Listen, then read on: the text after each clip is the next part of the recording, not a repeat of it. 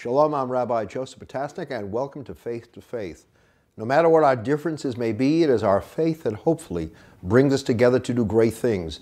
My guest today is recognized in national and international religious circles as the preacher's preacher because of his extensive preaching career and his charismatic style.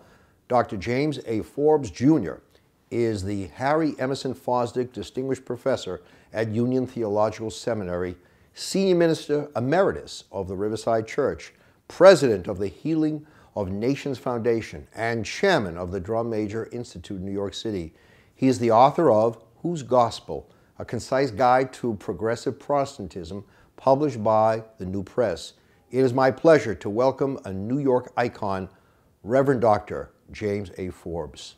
Isn't it nice while you're still in this world to hear yourself described as an icon? Because very often we talk about those who were as icons, but you are presently an icon.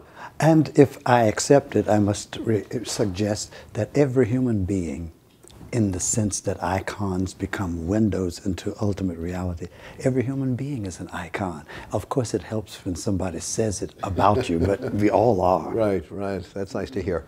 I always felt about you that you would have been successful no matter what you had pursued, and yet you chose to be a member of the clergy.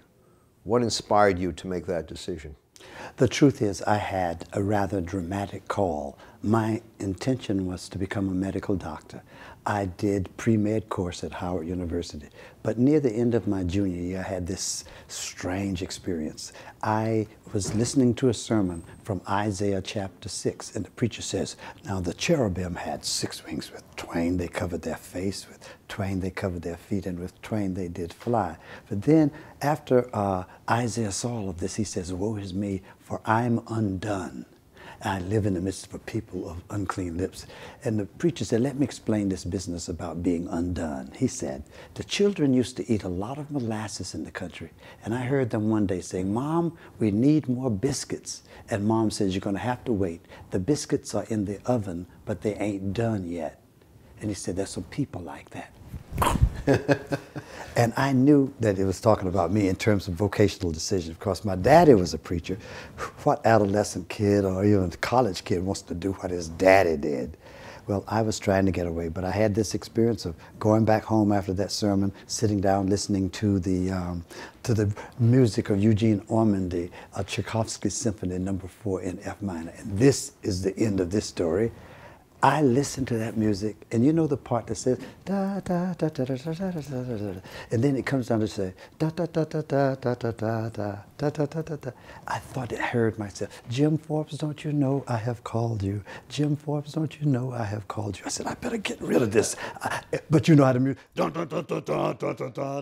I really mean it. The truth is, then that simply gave me a chance to acknowledge that, in some sense, I suspected all along that maybe my vocation was to be a healer, but of a different sort.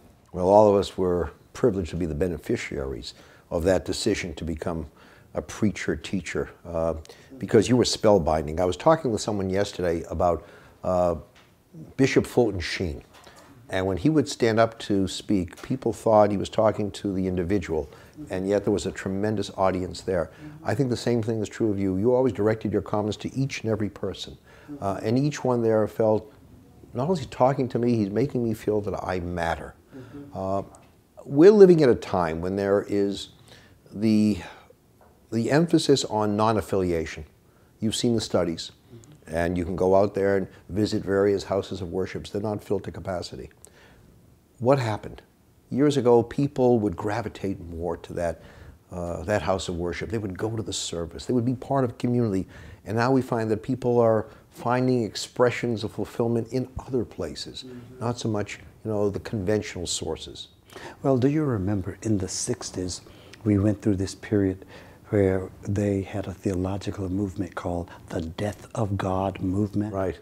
That was theological. Now we are in the existential stage of the death of God, which is to say the advanced stage of secularization means that the transcendent is pushed to the corners and that we deal much more with the material, the present, the verifiable. So that means then when you are in an advanced stage of secularization, religion does not have the cachet that it used to have, that people are imagining that they can find their fulfillment in material things, in their social status, in how they are recognized. I fear that that is why they seek it elsewhere. But the good news is they're still seeking it. That is to say, people understand that just biological existence is really not all it's cracked up to be. Significant, of course, but that there's got to be some way in which they are in touch with something that's beyond themselves, that also compels them to care for others, to share some compassionate response to the needs of others, that kind of thing. So I'm not so much lamenting that they ain't coming to my shop. I'm interested in whatever shop they go to, that what they experience is real, has substance, and can sustain them through the ups and downs of life. How many times have we heard people who are outwardly successful, who have made it fiscally, right, say to us, is this all there is? There is some kind of void. Yes. In other words, the psychic income isn't there, Yes, while the dollars are there. So obviously you're right. There's something more that people want and need, and they're looking for it. So thank God they're still looking. And I find that the houses of worship in many cases have responded to those different needs. It's not just about praying, right? It's about doing. Yes, yes. You know, I remember years ago, I went to a Quaker service, and it was conducted in silence. And I said to someone later on, when does the service begin? He said, sir, the service begins is when you leave the sanctuary. That's when the real service begins, right? And I think we're learning that. Yes, and you speak of silence. The reality is that when we stand before the enormous force that we call love and truth and beauty, silence might even also be a rather elegant form of worship. Just be quiet and luxuriate in the presence of that which called us into being and sustains us. They also serve who only stand and wait, and they also worship who keep their mouths shut and their hearts open. Yeah. So talk about some of the issues confronting us today, and I think it cuts across all denominations. You mentioned secularism. You know, we're proudly religious, and yet we're told by many, but don't be so religious in the public square. You know, keep it to yourself. When I grew up, there was nothing wrong with being religious publicly. You were proud, and people respected you for it. So secularism, you know, less religious, more secular, is something that we're hearing. What do you see as some of the real challenges that we face today? You know, all of us have the list of 10 things that we lament. Right.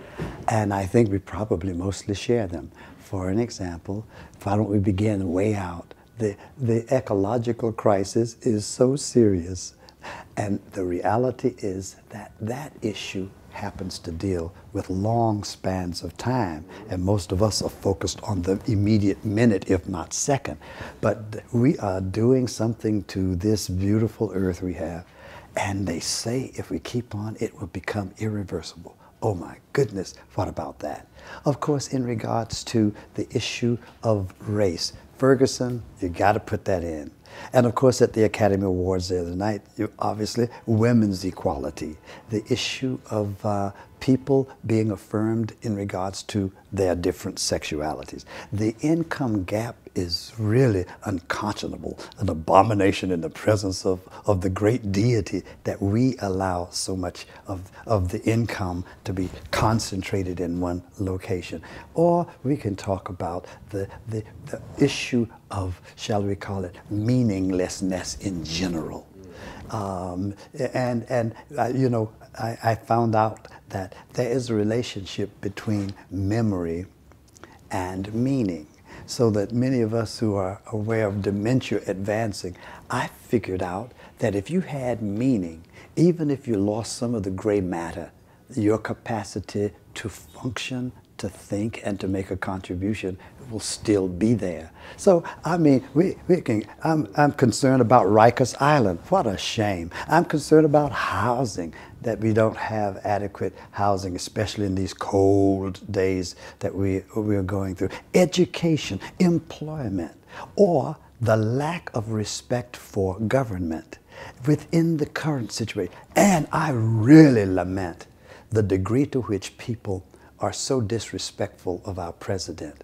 And we just passed through President's Weekend. I got a sermon somewhere, why we honor our presidents. It doesn't matter who it is. And of course I have to remember that I was not so charitable when the Bushes were in the White House. And I have to remember that.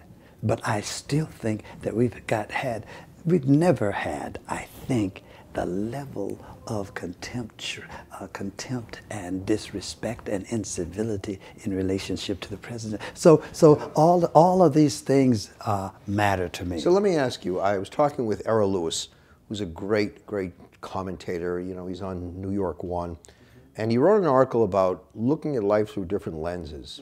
And he said an African American sees life through one lens, you know, a Caucasian sees it through another lens. How do I get to see it through your eyes? How do you get to see it through my eyes? How do we develop the kind of serious, substantive dialogue that we talk honestly and openly to one another? You know, we all hear the pronouncements. We all hear, you know, the love and the otherhood and all of the nice statements. But then we don't behave according to what we say we believe. So how do we engage more? Now, you know, you look at relations, race relations. I think sometimes we overlook what we do have. We have some ongoing relations, we talk to each other, but still there is a level of frustration. Well, you know, I have come to believe that the best way to begin to develop empathy is to learn to see others through the eyes of God. That is, to see people and to imagine that I can assess who they are by my normal measurements of value and quality. But suppose I looked at even my adversary and say, now let me see if I can see this person through the eyes of God.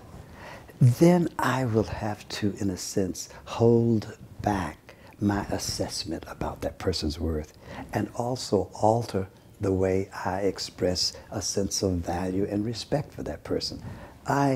You know, in the old David story where they are looking for who it is that we're going to anoint to be the king, and all of the normally favorite candidates for the position pass by, and Samuel says, no, not yet. And then here comes this little scrubby youth.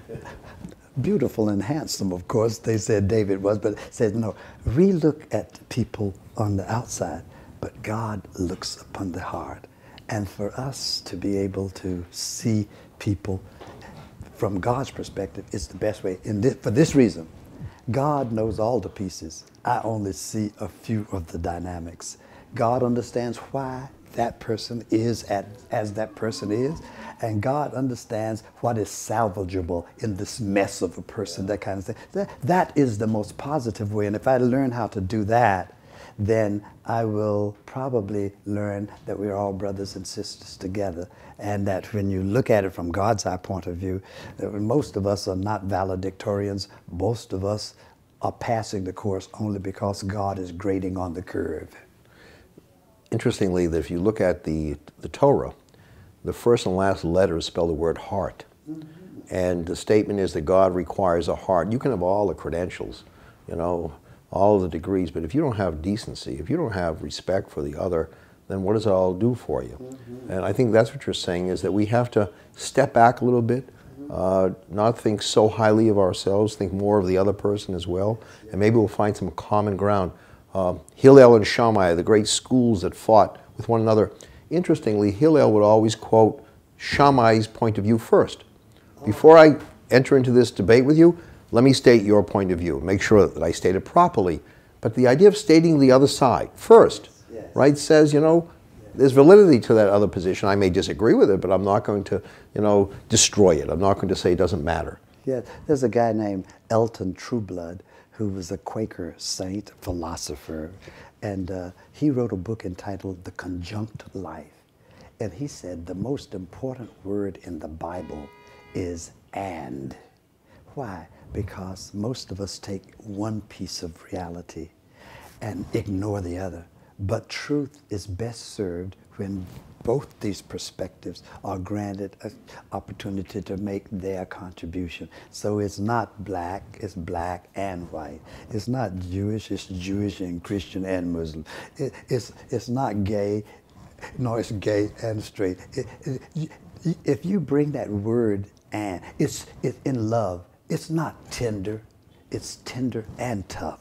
You know, bring that and along, and we're more likely to more nearly approximate the truth of reality. Interestingly, because there was someone who counted all the letters of the Bible, the Torah, the Hebrew letters. The letter in the very middle is that and, right? Right? Yeah, that's and. So you're connecting one half to the other half. Without it, you don't have an entire Torah. I'll preach that in my pulpit. We didn't know that. We didn't know that. Yeah. So I look at all that you've done and all you're doing, and the word "and" is very, very important. You're a bridge builder. You bring people together. I want to talk about relations that we already have. It is commonplace for a rabbi, a minister to sit and talk to each other. It is taken for granted. Christians and Jews and Muslims sit in dialogue or trialogue. And yet you pick up the newspapers and you know all you read about is the constant conflict. While we don't want to disregard that, why don't we spend more time talking about the things that unite us?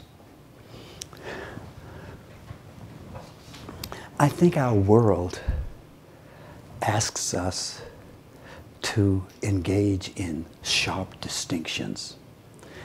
Even when I get ready to apply for a grant, my temptation is to say, now I'm asking for this grant because my stuff is likely to make a better contribution than their stuff.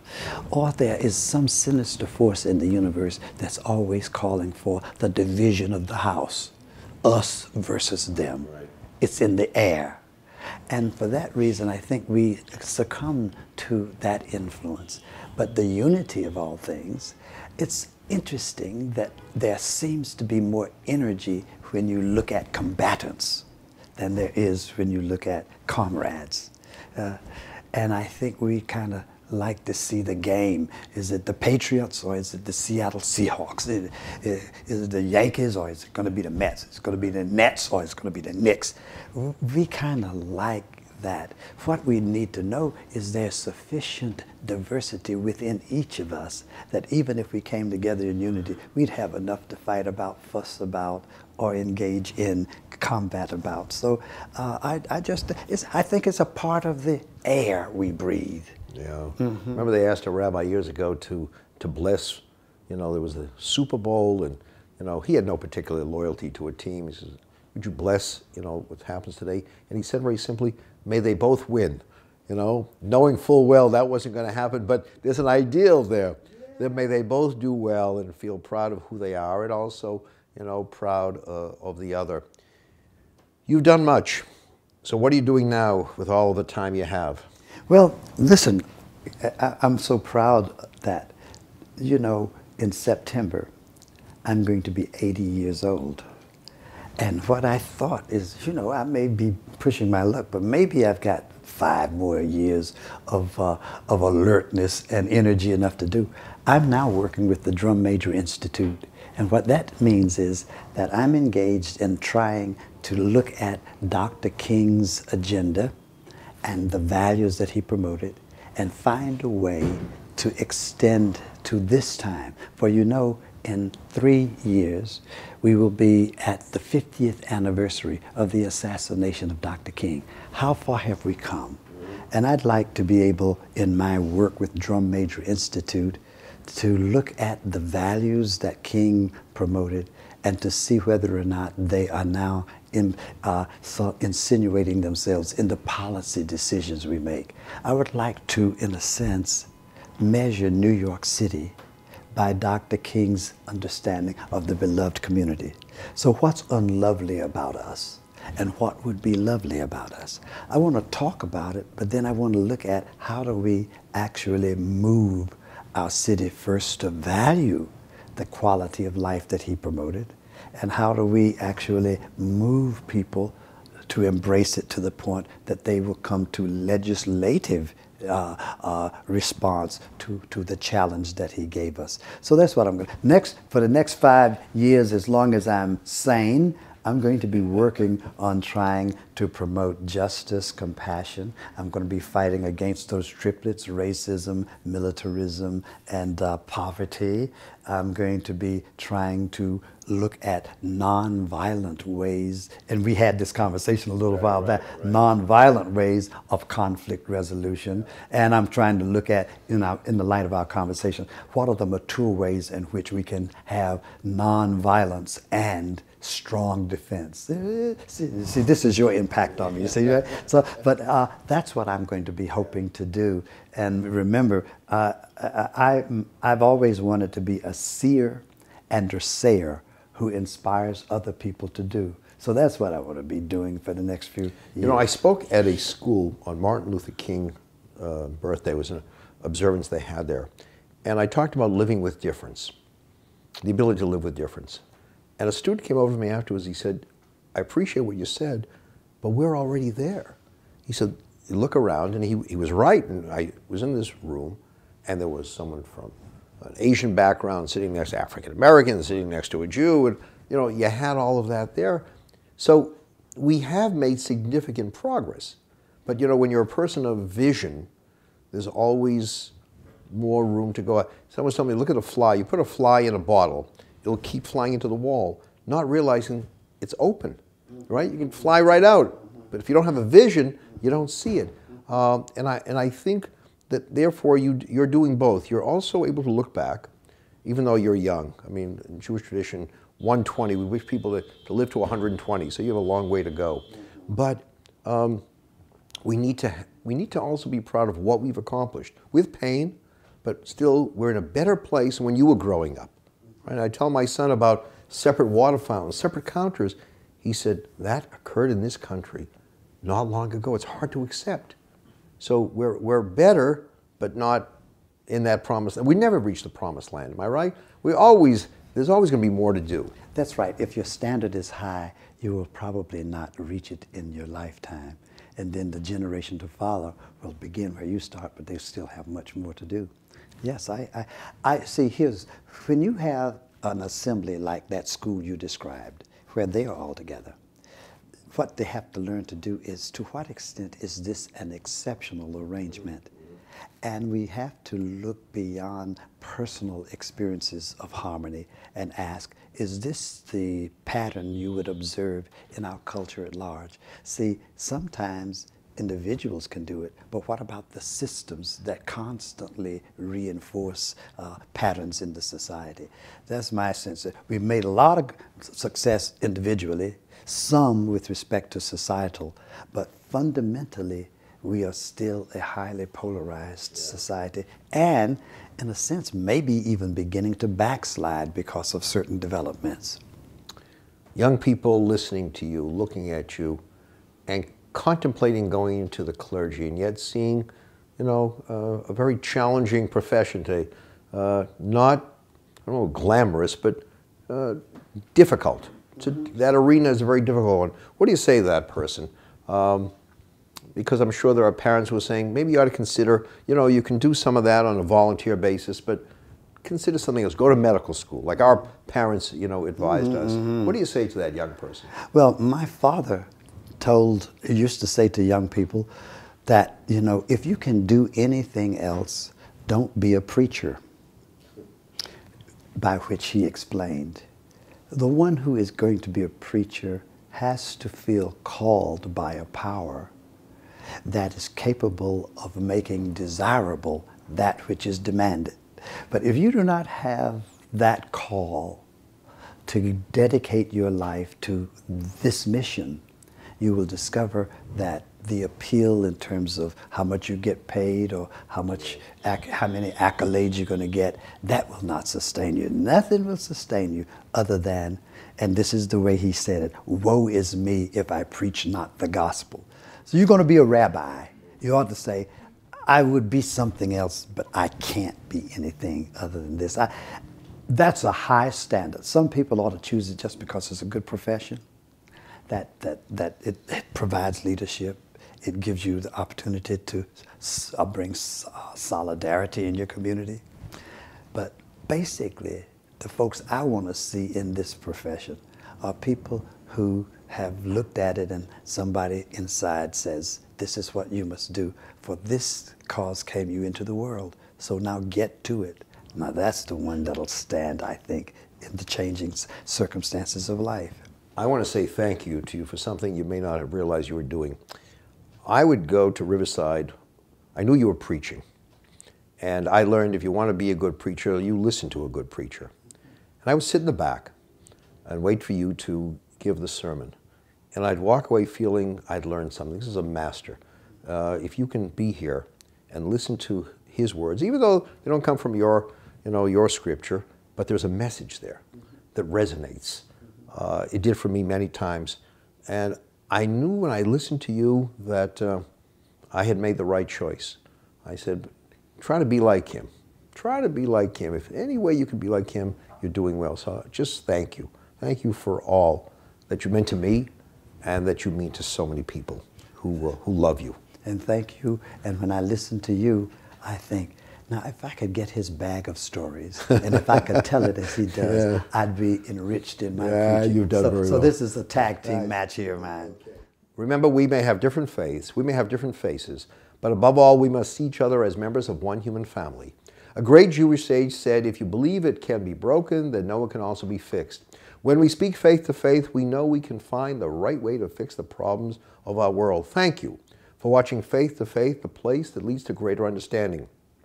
The New York Board of Rabbis would like to thank Marilyn and Marty Metz for their generous support. I'm Rabbi Joseph Potasnik. Thank you for watching Faith to Faith on JBS.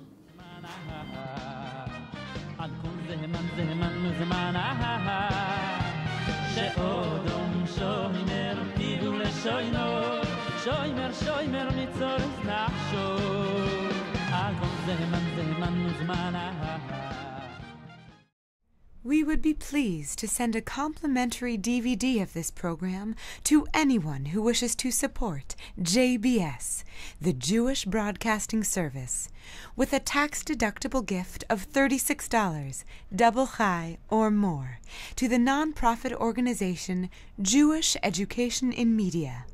Simply visit the JBS homepage and click on the Donate button to make a donation by PayPal or your credit card. And please indicate the program for which you would like a DVD. Or you can send your tax-deductible check made out to Jem, Post Office Box 180, Riverdale Station, Bronx, New York 10471. And again, please remember to indicate which program you would like to receive with our compliments. And we thank you for your kind support.